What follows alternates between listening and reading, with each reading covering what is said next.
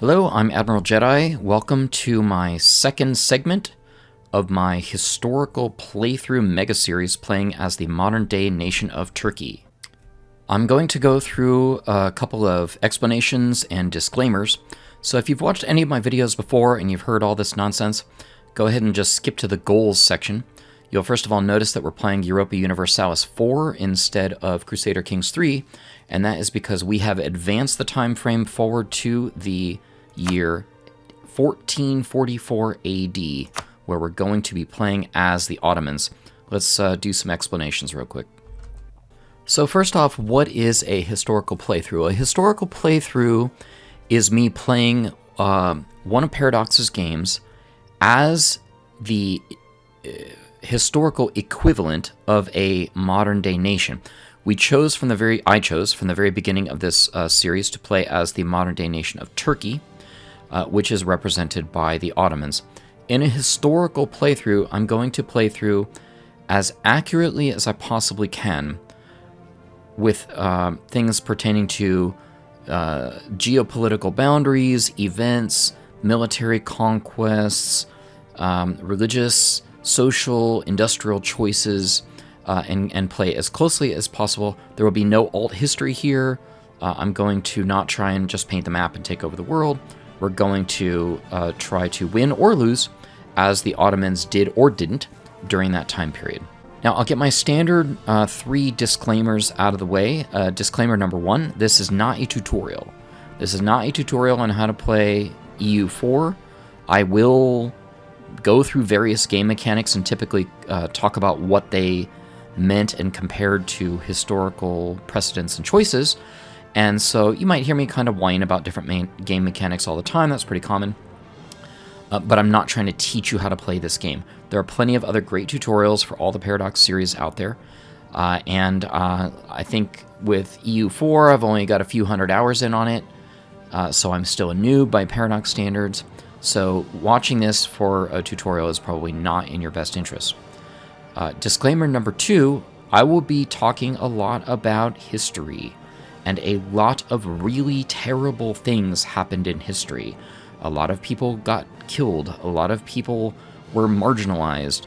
There were religions and societies and ethical choices and good choices and bad choices, and a lot of terrible things that happened throughout history that I will not attempt to justify nor to avoid. Some bad or unethical or immoral choices that were made, I will probably make them to be as accurate to history as possible, and that does not mean that I encourage, extol, or approve of those choices.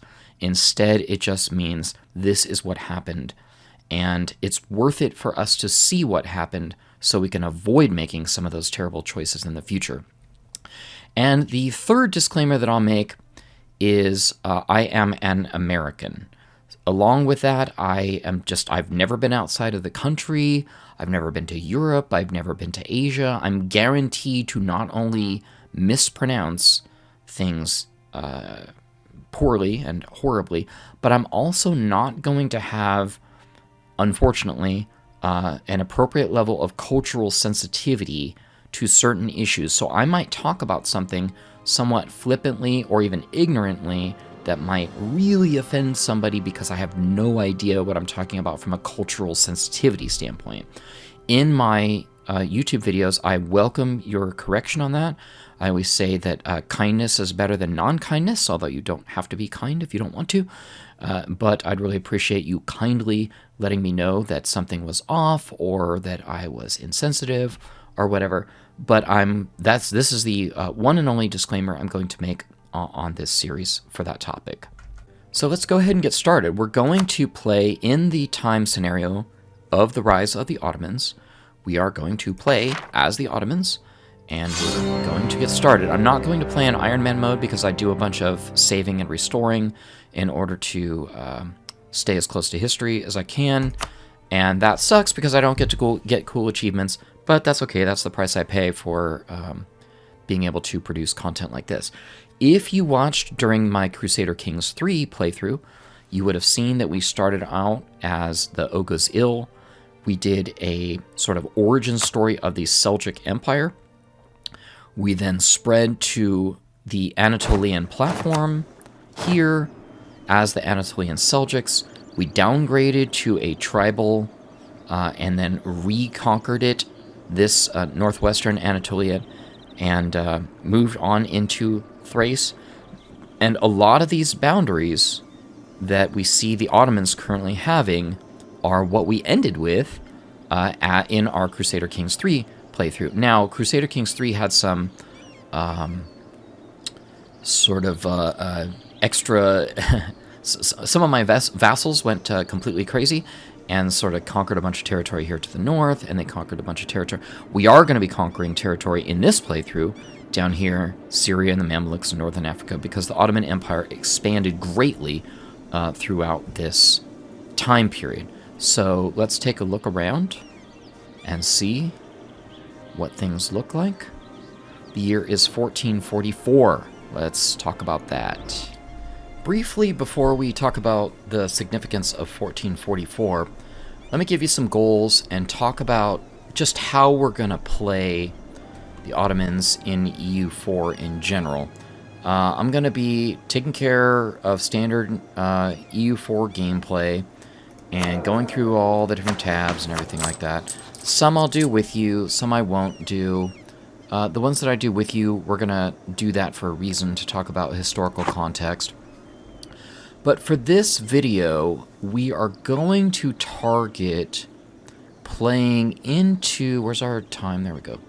Playing into probably about 1470. There's a major event coming up in 1453, which we're going to target, which is the massive siege of Constantinople, which is and was a major significant achievement for the Ottomans in that time. And then I believe we're going to be looking to do a siege of Serbia, is it? Around 1470s. But for the most part, we're going to be, aside from those two events, we're going to be doing some build-up, some maintenance, make some money, and we're going to be talking a lot of cultural and historical stuff as I go through all these different areas. So it's, in terms of what our goals are for in this video, there's not a significant large set of expansion that's going to occur in this video. Despite Mehmed II being the conqueror, which he certainly was, we don't see him doing a lot of his conquests except for Constantinople this early on. So really the goals are going to be that, to be as close as possible to... And in fact, I think we'll probably just play as him. And I think we do start as Mehmed the Conqueror. He's age 12. We're going to get into that in just a second. So it's probably going to be, what were all the things that were accomplished in Sultan Mehmed the Conqueror's lifetime? That's going to be the goal for this video. So to get back to that concept of what happened in 1444, what we're going to do is just run the clock a little bit, because I believe what happens right away by event is the aftermath of Varna. And we should hopefully see that sooner than later. Okay, that's not what I was after. That's not what I was after. Pretty sure it happens here within basically like a month or so. So we're just going to keep stalling you. There it is. All right. So let's talk about Varna. So here I could just read this to you, which I'm not going to really do.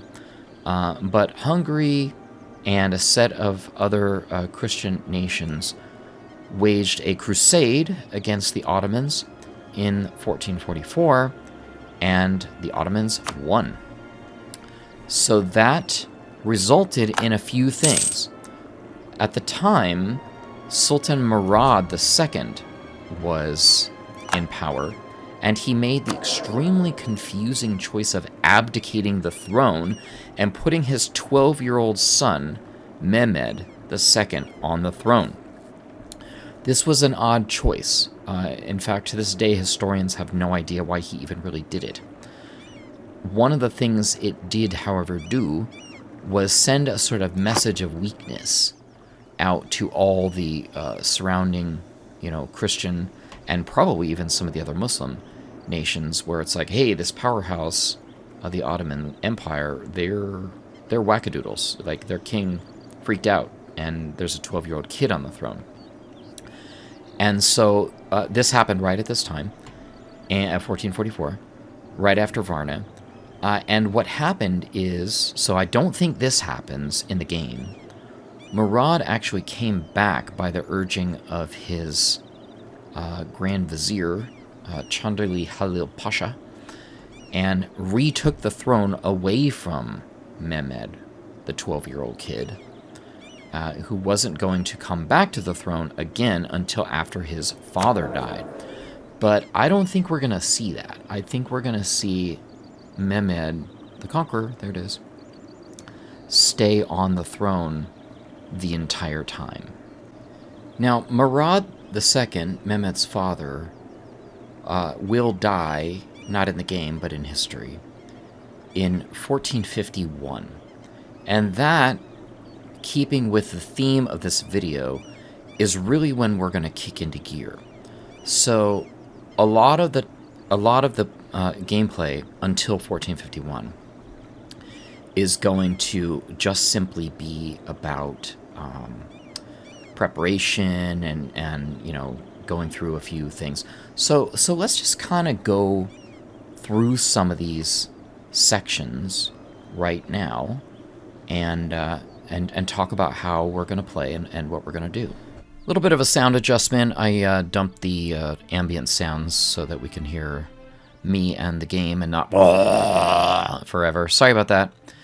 Anyway, first thing we're going to talk about is court. We already talked about Mehmed the Kid. I think we're going to see that the entire time.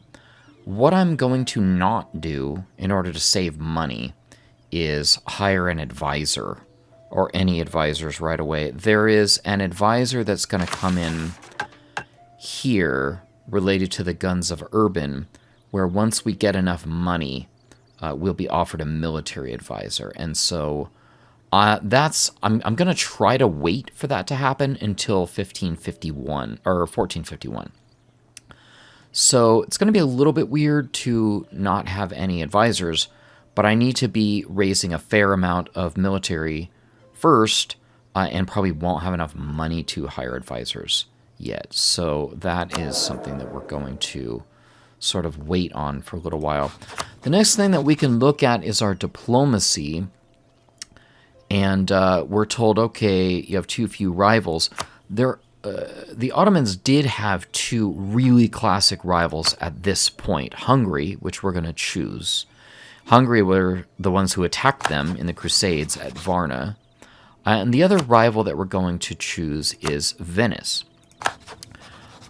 In theory, we should have three rivals. The Mamluks were not really, to my knowledge, a rival at this point. However, they view us as their rivals, so the RNG of that will go ahead and choose them as our rivals. So that's court, government, and diplomacy. I'm going to skip economy, trade, technology, and ideas for now, and let's talk about missions.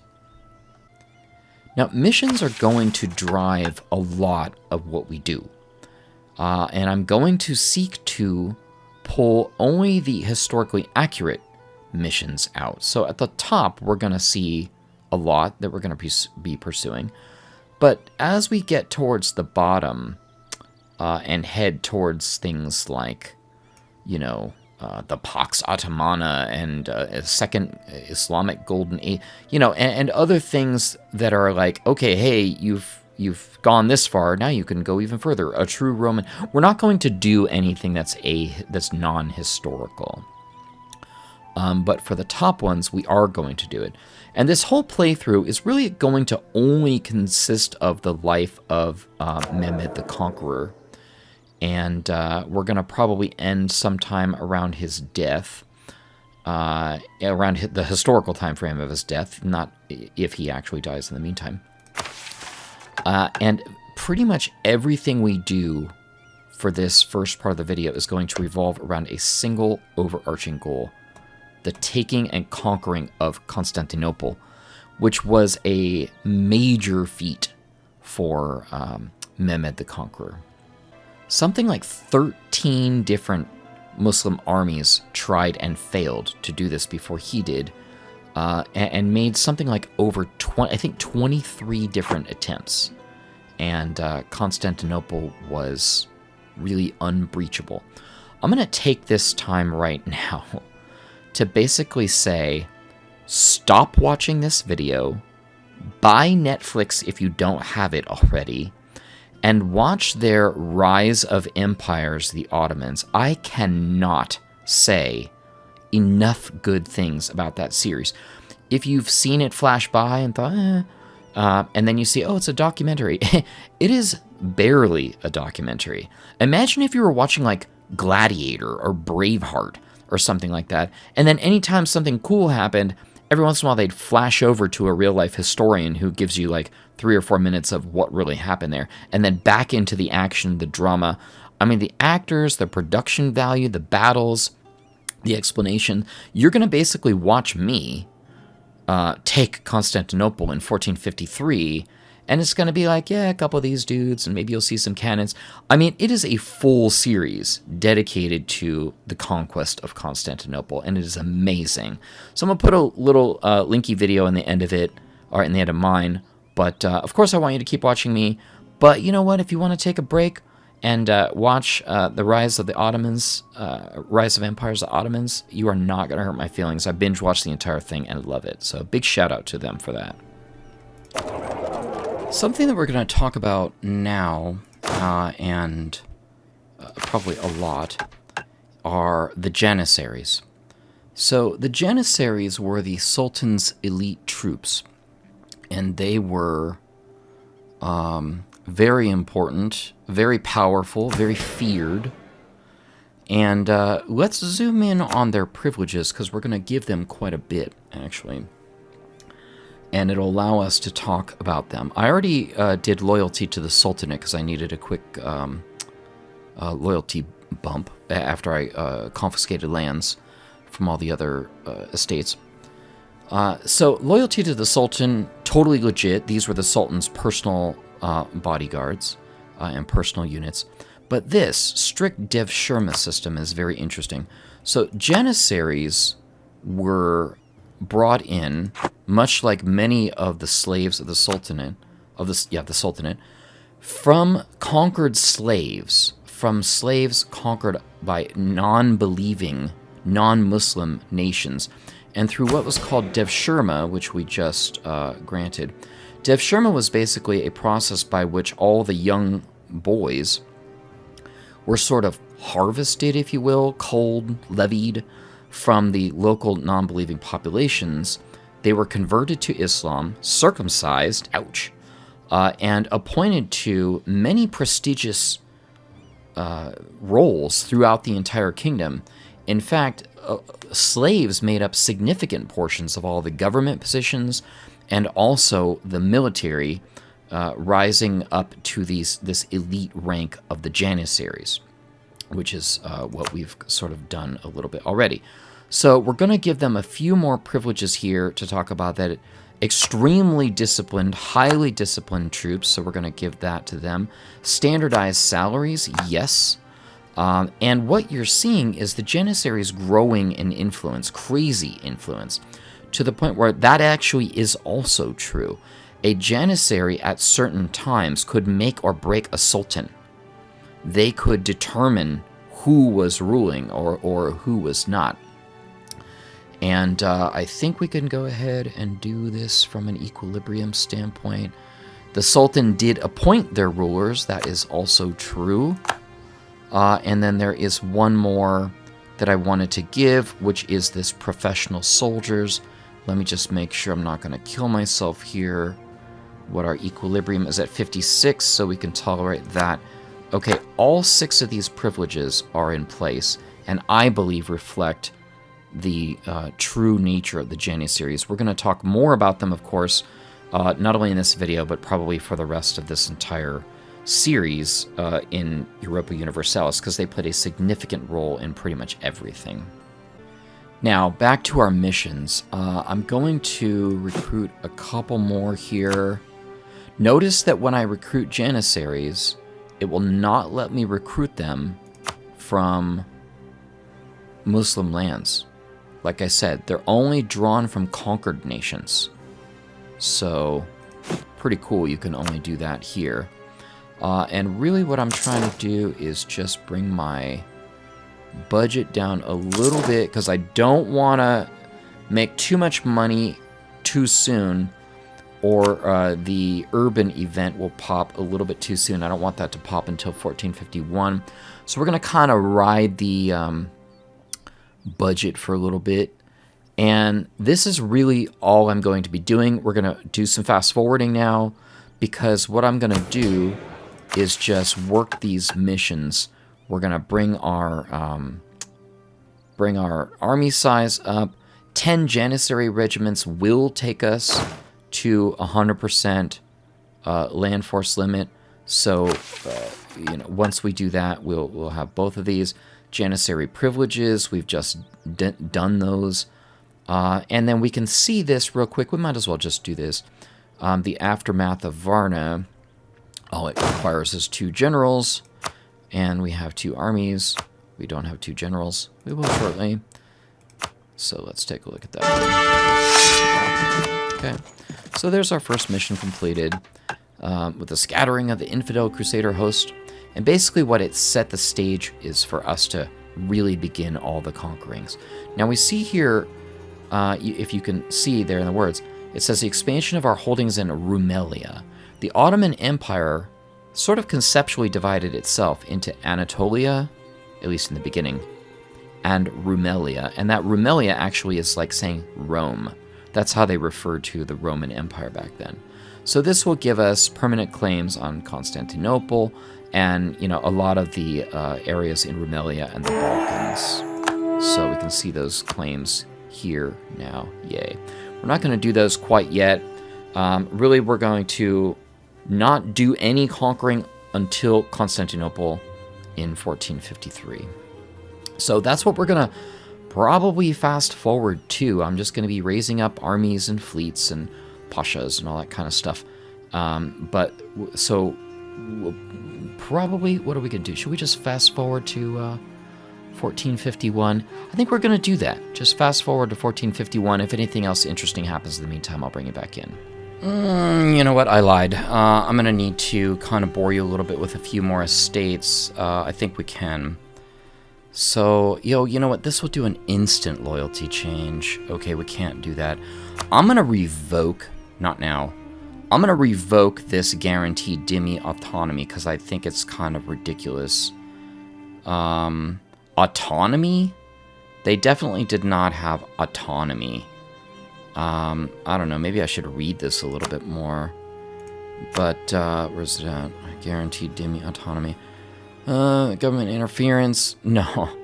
No, they were certainly, interfered with.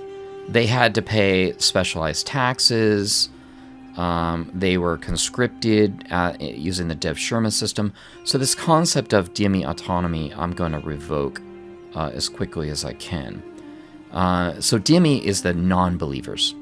So it's important to understand about Ottomans and the Muslim Ottoman Empire at this point. They were driven by the concept of Ghazis. Ghazis is like a holy warrior, somebody who has committed to the expansion of Islam into the non-Muslim world. That was done by what's called a Ghazi. And that was done via the process of what was called Gaza. Now, not to be confused with Gaza, a city in Israel, but rather Gaza, the act of bringing Islam to the non-believing world. And so, while the Ottomans did this, they did not really force huge numbers of people to convert. I did talk about how the Dev Sherma system was involved forcible conversion. But whole towns and populations, they did not do. And in fact, they let them keep their identities, not their autonomy. That just doesn't seem right to me. And instead, what they did is hit them with a special tax called the jizya. And here it is. So we're going to do that. Let's just make sure that it doesn't kill us too bad. Okay. And in fact, that was a massive economic driver for the Ottomans. Like, they needed that. And going even further, the Ottomans considered themselves the protectors of certain Christian lands, including the protectors of Constantinople once they took it, and even considered themselves the protectors of Greek Orthodox Christianity. So they did not sweep over the land to convert it, but rather to bring it under Muslim rule. And I keep popping out, and I don't know why I keep doing that, because there's another one that we want to do in addition to the tax, higher dhimmi taxes, which we already did. We want to also do conscript the dhimmi. Not granted strict Devshirma system. Oh, you know what? I guess this would be different than where... Okay, never mind. So I guess this is like raising them as like a militia. So we're going to not give this one. Instead, just leave the Devshirma system in the Janissaries. Okay, a couple more state privileges. We're going to talk about the ulema, which is the religious group. And so we do want to change this to religious state, because that's true. I'm a little bit thrown off by the fact that it's minus loyalty. Land I get, but loyalty kind of weird. I'm going to skip that and analyze it for a while. No, however, I am going to focus on Clerical Advisory Council. We're going to give that to them right away. And it's important to know that the Ottomans, the primary law that they lived by was Muslim law, or Sharia law. And on top of Sharia law, then could be passed other laws. I believe that they called it Kanun or Kanuname or something like that. Kanunane. I think I've got the pronunciation of that a little bit. But basically the premise was like this. Hey, you want to do something? Okay, first of all, what does the Quran say about it in Sharia law? If there's a direct answer there, or even an implied answer there, that's it. That's the law. Not even the Sultan could go against Sharia. However, if there was no clear answer in Sharia, then that the sort of non-religious Kanun laws took over. And so it was really sort of Sharia law plus Kanun became the law of the land. But for this reason, that's why I chose, I'm not going to revoke it, that's why I chose the Clerical Advisory Council. Okay, on the Merchant Guild side, we are going to do Land of Commerce, but not now. I'm going to wait until we take Constantinople, and we'll talk a lot about more trade at that point. Commercial Advisory Board, no. Free Enterprise. So this is a tough one. The Ottoman Empire was one of the most centrally planned economies in the beginning. It was pretty hardcore. They regulated everything from what prices it should be, what weights they should be, what goods they should be, where those goods should come from. And so by that, we should not really do. That's not free enterprise, really. However, the description here says, granting the merchant guilds greater freedom in their commercial affairs. This is a tough one, because they were allowed within all the laws of commerce and trade to sort of regulate themselves in terms of, who can be a part of a guild and what guild procedures looked like and all that sort of thing. So part of me really, really wants to do this, but you know what? I think I'm going to pull back from it because it's just really not free enterprise. Private trade fleets, we will do right now. There's something interesting about merchant guilds where, like I said, they were regulated, and they regulated themselves as well. And so if you wanted to start up, if you were to be a master in a merchant guild, they could just say, like, sorry, there's too many. You know, there's too many leather workers at this point. You're not allowed to just do it. But interestingly enough, when you got to a master level in a certain trade and accumulated enough wealth, you were basically expected to leave. Not leave, you know, period, but leave the guilds and become a merchant, as opposed to an artisan, somebody that produced. So most of the wealth was made by entrepreneurs with private trade fleets of their own, and so we're going to grant that privilege.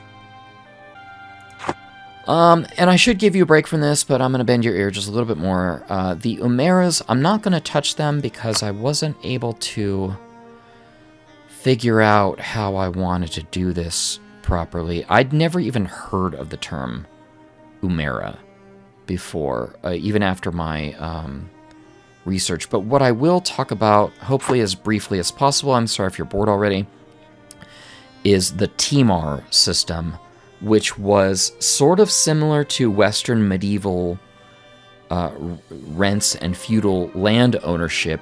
The big difference being that all land was considered to be owned by the Sultan. And so there could be multiple... I believe this was known as a sanjak. Or I don't know how to pronounce it. Sanjak. And all the various little buildings in here, or holdings, were known as Timars. And they could be given to... or I think they were called Timariates. They could be given to a Timar. I might have those terms wrong. They could be given to someone kind of like a Western medieval lord, but the big difference was they didn't own the land. They were basically appointed the landlord of it. They could make money off of it. They were expected to provide military service, specifically cavalry, much like Western feudal lords were, and also money in the form of taxes. And basically they were expected to keep everything running. So it's like, hey, you can profit from this. You can get money from it. You don't own it, but you're basically the landlord of it.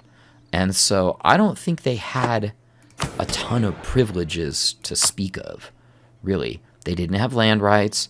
Again, they had landlord rights. Primacy, I wouldn't say that. Maybe in the officer...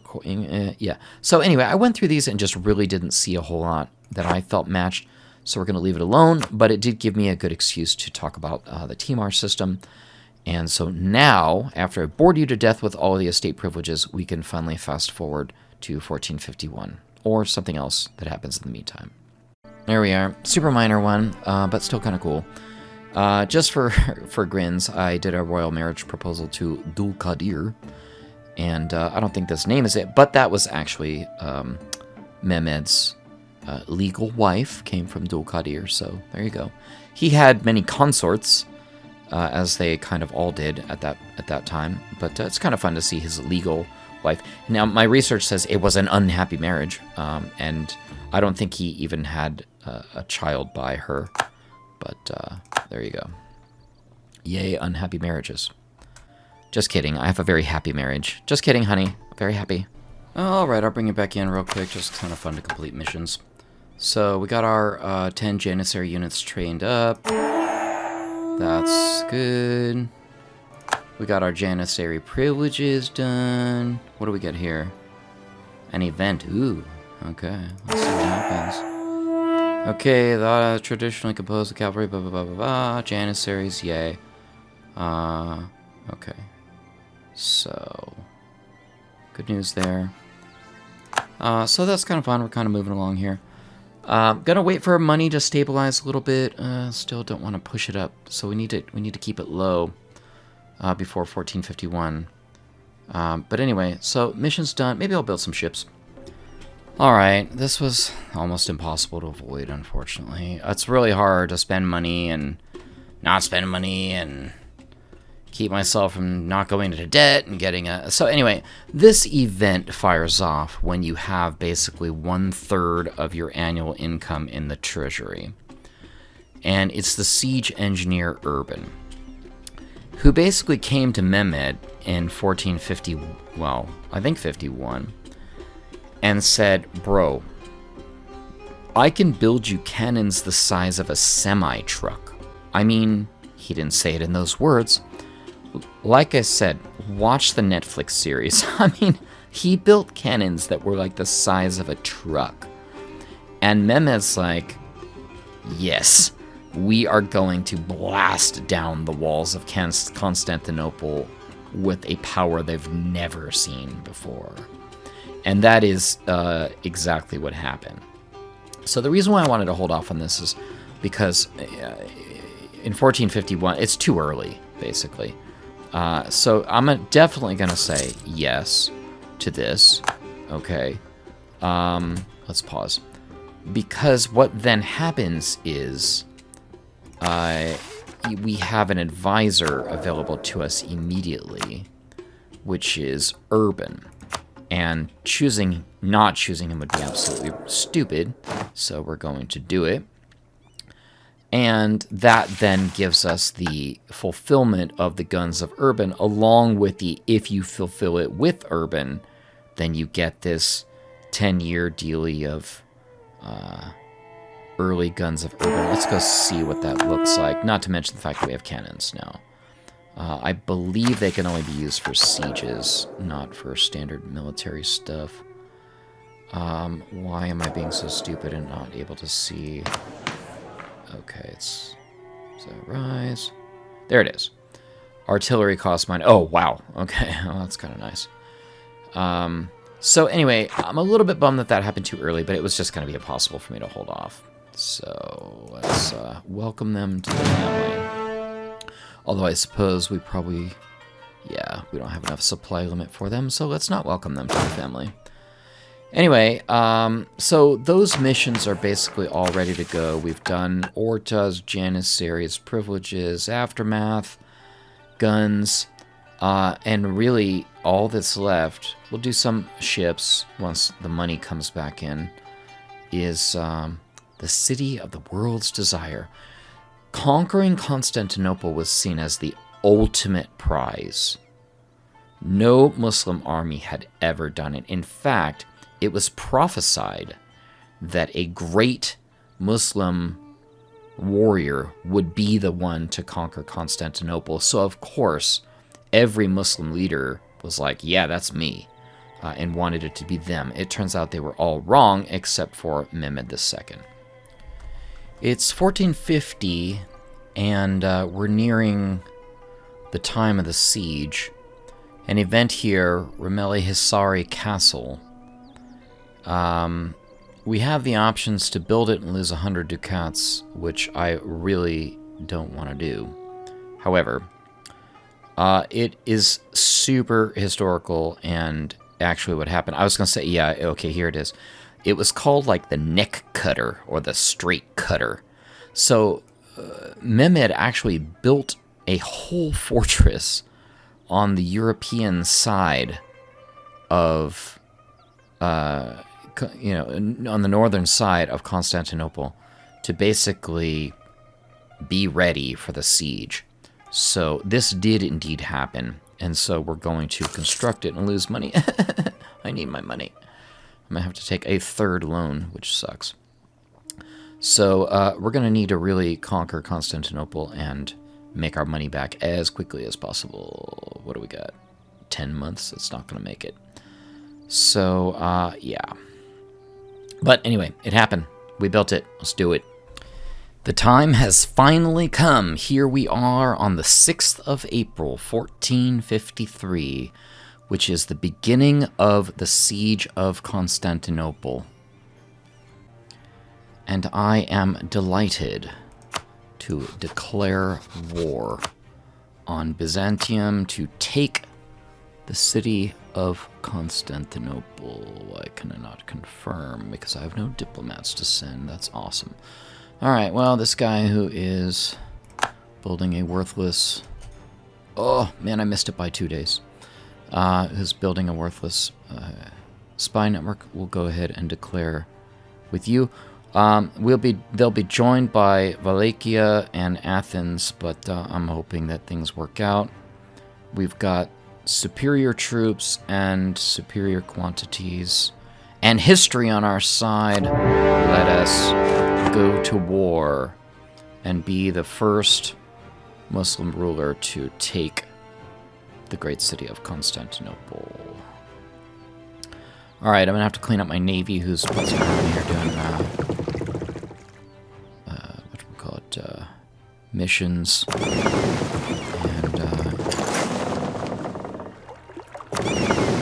what's going on here? Yeah, cancel the navy, or cancel the mission. We're gonna dump down the, I go really slow with my, sieges. So let's get on in there. What are we looking at here? Well, I know it's gonna... I've been playing Crusader Kings for too long, where I get a little skull or green flag or something like that that says, you're gonna do fine. No, you're gonna get your butt kicked. So we'll send in our cannons as well. And bring this guy in, even though he's not at full morale. And let us march and take the city of Constantinople.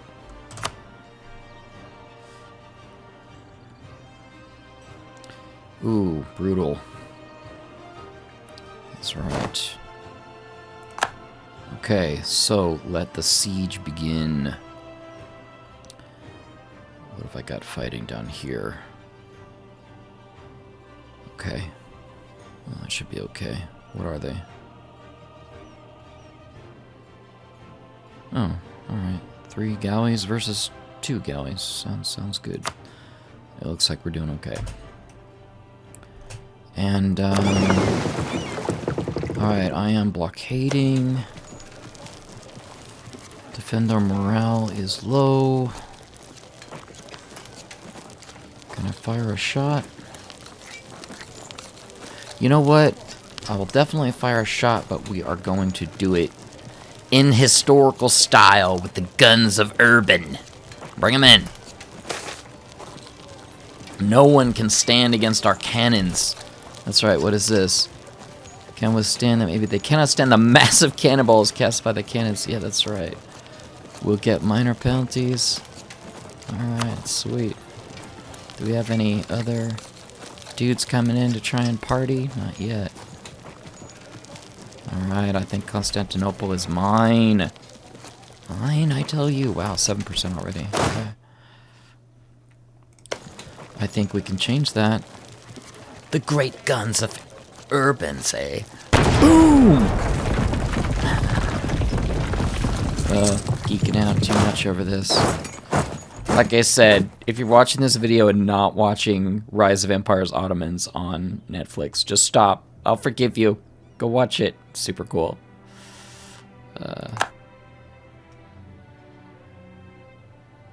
Alright, let's, I think we're just gonna be able to take it, like, pretty easily.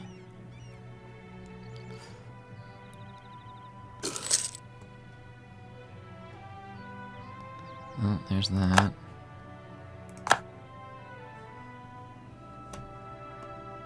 Disease outbreak.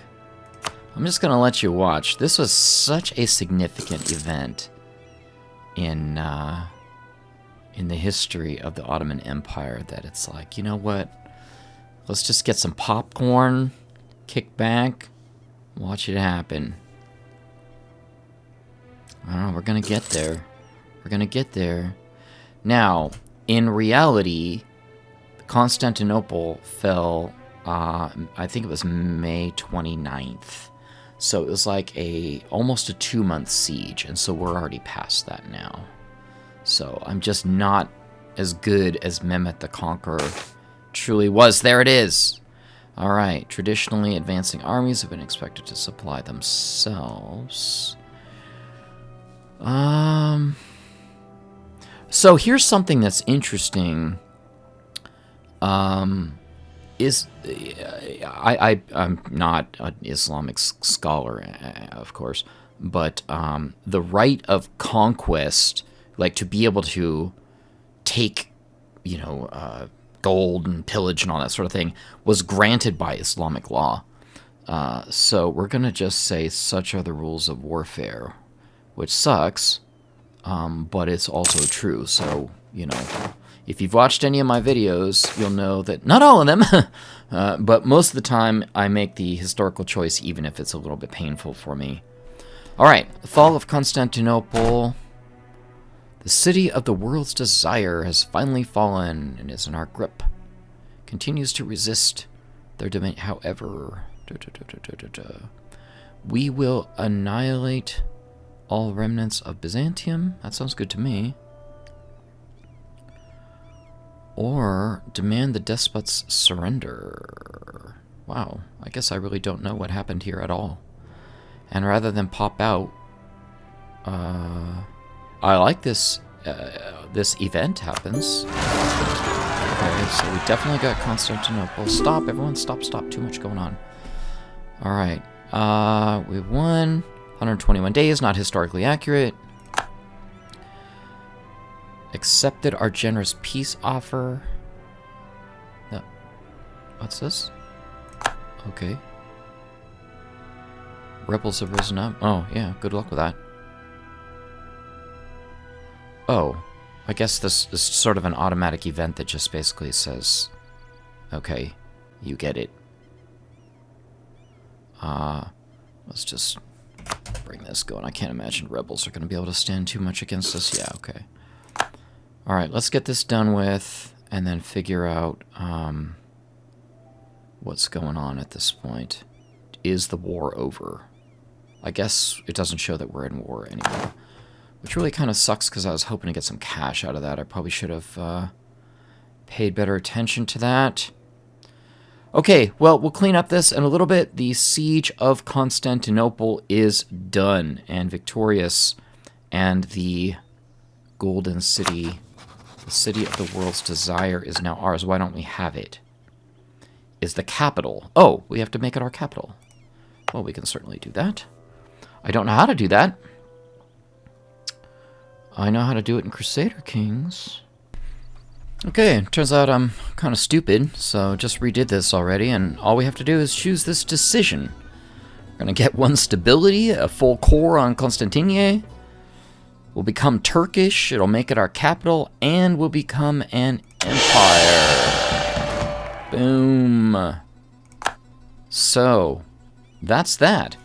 I was going to try and push this a little bit more. Well, you know what? Let's at least complete the mission, right? And I was going to try and push this a little bit further, but I think just getting set up and all the descriptions of the culture and all that sort of thing has made this video kind of drag on. Thanks for sticking with me. So I think we're going to close it. And I was expecting video 1 to be the entire life of Mehmed the Conqueror, who can now be called the Conqueror, finally. And but it's not, so we're going to stretch that out a little bit more into video 2. And we're going to expand the Ottoman Empire. And, wow, really just the rise of the Ottomans has officially begun at this point. So thanks for hanging out. I'd like to thank my one viewer for watching. And I hope you'll keep following along with me here as we continue to push the Turkey mega series all the way through Europa Universalis and beyond. Thanks again for watching.